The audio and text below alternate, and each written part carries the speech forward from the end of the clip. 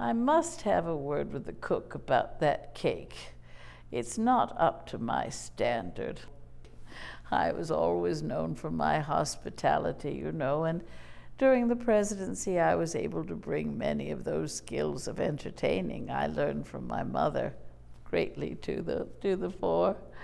We have had to entertain a great deal these past 8 years, and I always tried to be hospitable.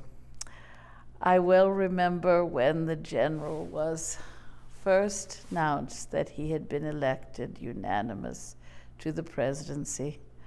I was worried that he was too old. He had served long enough. He had been to the Congress to bring forth the Constitution and to preside in '87. How could the country ask more of him, I thought, than he'd already given? But of course it did. I remember that April day in '89 when they came to tell him he had been elected unanimous to be the country's first president. I worried. He was 57 years of age, and we were just bringing Mount Vernon back. We had our 2 youngest grandchildren to raise. They were but 8 and 10 years of age, and the presidency was an unknown situation. Remember, no one had ever even had a country such as ours, let alone the office of president. So it was an unknown situation, or as the general called the presidency, my untrodden path. And I would trod on it together with him and the young children.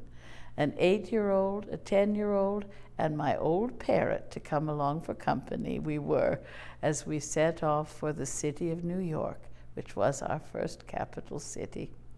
From the very first, I saw how everyone wanted just to have a touch of the great man, to come to see him, and how his time was taken up.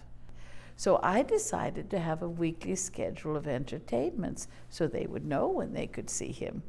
I had a dinner for the men of government on Tuesdays, the men of government, their ladies and dignitaries, on Thursdays, and my Friday evening receptions, whereby everybody could come and meet him.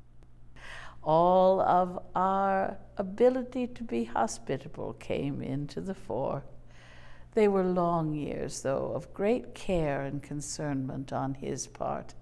I was busy seeing to what the new president's lady had ought to take on as her role. I had been the general's lady, so all began to call me the president's lady as well. And I had my 2 young grandchildren to see schooled.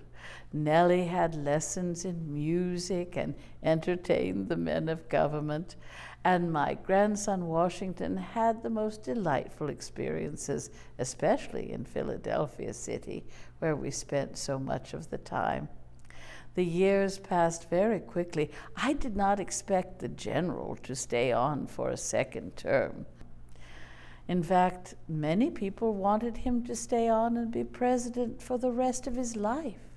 They had wanted, after all, to make him the king of America after the war, and they couldn't imagine any other person in that situation. They worried the power could never be passed peaceably.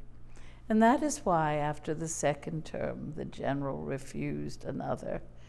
Thinking of the country, he said, "I want to make certain that our little republic can pass this, its first great test, that there could be an orderly transition take place and a new president be given the power." And on the 4th day of March, 1797, almost a year past now, Mr. Adams took that oath of office. There was no contest, no trouble over it. It all was a peaceful and orderly transition. And I was overjoyed because I knew then I could bring the general home to Mount Vernon. His duty at last done, I wanted to bring Farmer Washington home for his much-deserved retirement. He knew then the presidency could continue. His duty had been done.